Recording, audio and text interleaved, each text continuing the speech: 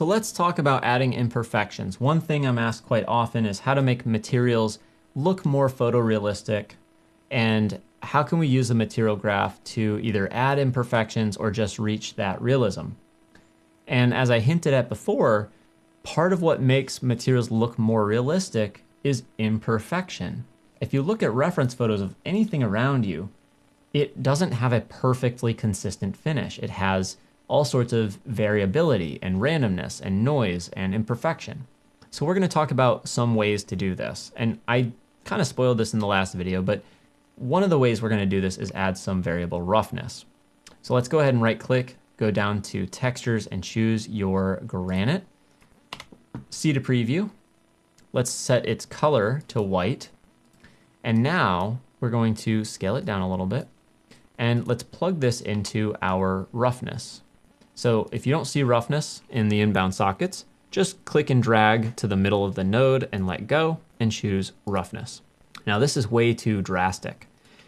As an overview, the way this is working is if we were to disable this and look at our plastic, we have roughness set to 0, and we know that 0 is the equivalent of the color black.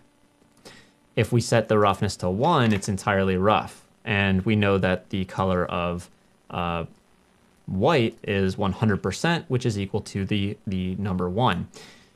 So we need to use something in between 0 and 1 to control the roughness. Now, if I plug this granite into our roughness, we see areas that are pretty much very smooth or glossy, and then areas that are very rough. But we don't see any perfectly mirror-like polished surfaces, and it's very rough. So we're going to use a utility node to bring these values to a range that is useful for us. So we're going to use color to number. Now we have our 0 to 1 inputs, and I'm not going to rehash this in detail because I just covered it in the last video. But the way we're going to get this to work is C to preview your color to number. And we want to take the input from and start to increase it so those black areas get a little bit bigger. And how far you go is up to you. And then I want to take my input from and start to increase it so that black isn't perfectly black. Otherwise, it'll be like a mirror polish finish. Now, the white areas are way too rough. So we need to reduce these and make them really dark, very close to the same color of the others. So we've gotten very close. Let's go ahead and hit C to get out of that preview and check it out.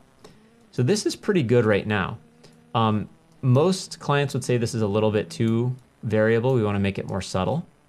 So for me, I would go in and maybe bring these even a little bit closer to the same exact color or value. And then I want to take that output from and darken it so it's a little bit glossier in some other areas. Looking pretty good. And from here, we can just eyeball and keep playing with it until they look almost the same. And you can barely tell a difference between the areas that are more rough and more glossy. So right there, I know from where you're sitting, you probably can't tell, but if I get this just in the right light, you'll see some splotchiness in that roughness. And that's the level of detail you want to go for, almost too subtle to notice. Now, what about scratches? Everyone's favorite. Again, it's something people do a little too heavy-handedly, but I recommend that we go down and find our scratches and preview that and start off by, let's make them pretty big. Quite a bit bigger than they are. Let's go for maybe 15 millimeter scratches. 15, sorry. And what we'll do is take the size and the thinness and increase it to something like 10. So now they're very thin. Let's take the levels up to 2 or 3 to get more scratches. And you can play with the directional noise. You can go linear, which means they'll all kind of go the same direction. Especially if you take the noise scale down to 0, they should all go the same, or sorry, the directional noise, my bad. Take this one down and now they all go the same direction. That would make sense. You can also go to cylindrical, play with, different settings, spherical, whatever you think works. I think, they're all fine. I think probably linear is going to be the best bet for a fairly boxy shape like this. From here, I would plug this into my bump. But we might see that they're very noticeable. So maybe we want to go to our bump height and say -0.1. And if I change my camera angle, they still look way too strong. So 0.05, 0.01, negative 0.01. And again, you're kind of going for something that's so subtle it's hard to see it.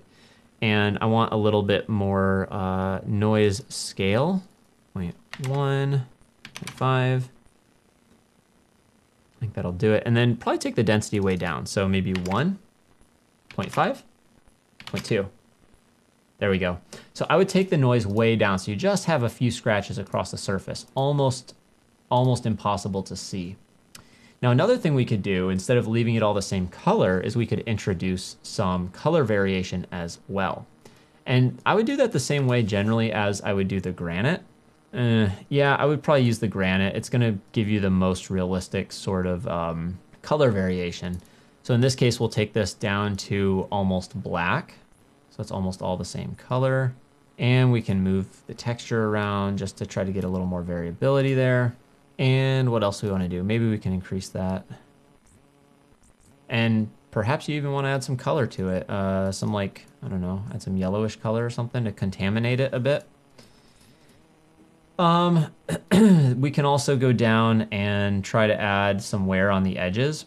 Like, let's say we wanted to put paint on top of this and then wear it away.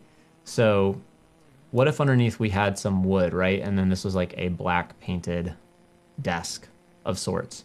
We would need a wood texture. So what I'll do is I'll just grab my textures, go to wood, and I'll hit C to preview. And I want to rotate this and make it look a little more realistic.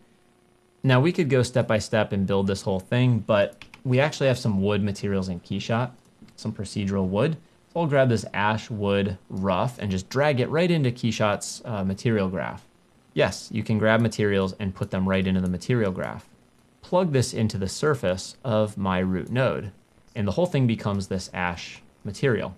Now I need to rotate it because it's facing the wrong way. So we'll take the wood, move the texture, and we'll rotate it 90 degrees. So it's kind of, we got this kind of exposed wood grain, and we have the end grain at the end here. And this looks like it's just basically made out of a solid piece of wood, which is pretty cool. Maybe not the most realistic, but it looks pretty nice. And now what I want to do is basically cover this with our rough plastic. So let's take this and put it on as a label. And now there's a couple things we can do. What if instead of using this granite as some variable color, we used it for opacity to kind of wear away some of our paint?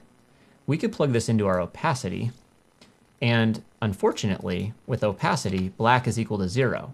And with an opacity of 0, it's basically invisible. So we need to set this closer to 1, or white. So if we get out of this preview, now we see we have paint, but it looks weird the way it's being faded.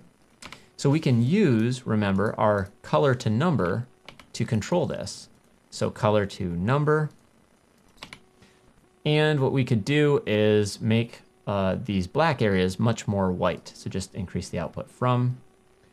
And what we should be able to do is bring it so, nope, we got to go to more of a pure white. Let's go up to like 0.9.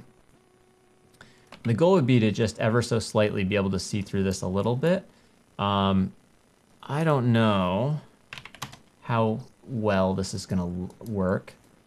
That might be getting there. Let's do 0.98. 0.98.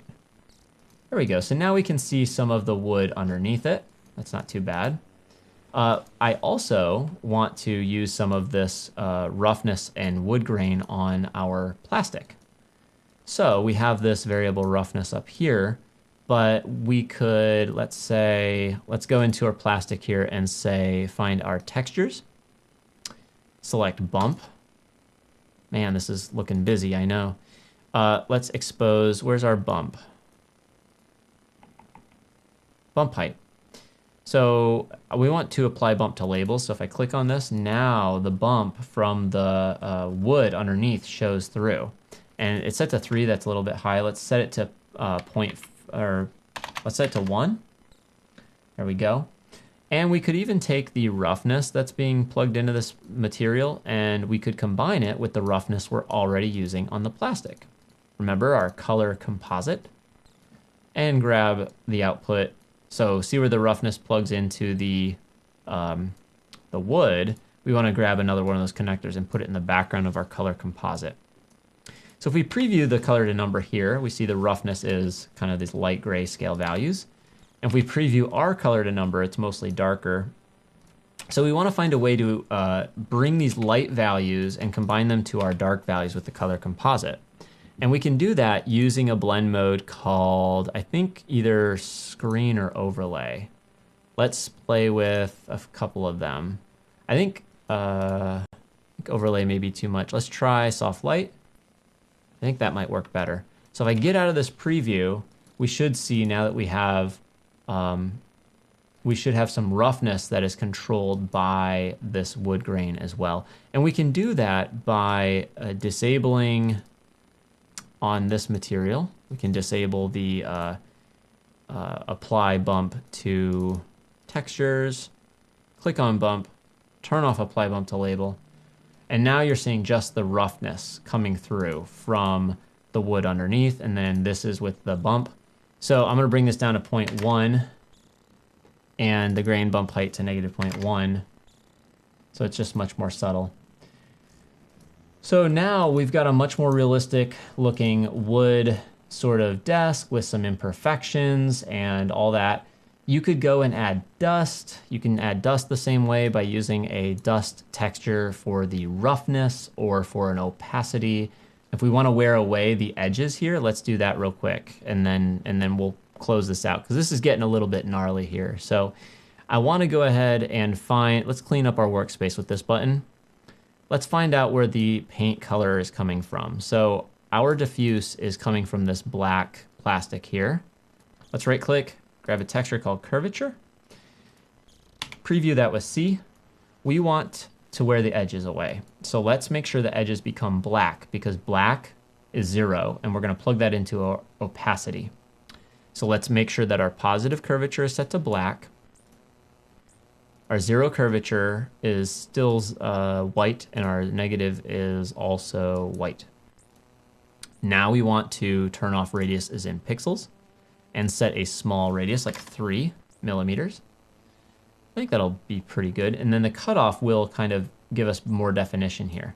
So if I increase that cutoff, and now if we plug this into our opacity, it should make this plastic start to disappear on the edges. See? Now we have to find a way to combine it with the other one, and we know how to do that. We know how to combine. We got to use a color composite. And we can plug curvature into the background. And now from here, we can make sure that we're going to have our black here and our color to number here. This is mostly light. So all we need to do in color composite is set our blend mode to multiply because it's going to darken the curvature on top of the white other stuff. And our results look like this. And if we don't want these edges to show like this, then we need to go in and play with our cutoff. Play increase it. Let's go back to 0.8, maybe 0.9. And then it's just a matter of playing with that. That's pretty much it though. So there's a lot of ways to add imperfections. There's no one single recipe. So, and I know we went a bit down the rabbit hole with this one, but I'm trying to show as many examples that you can apply to your own scenarios and materials on your own.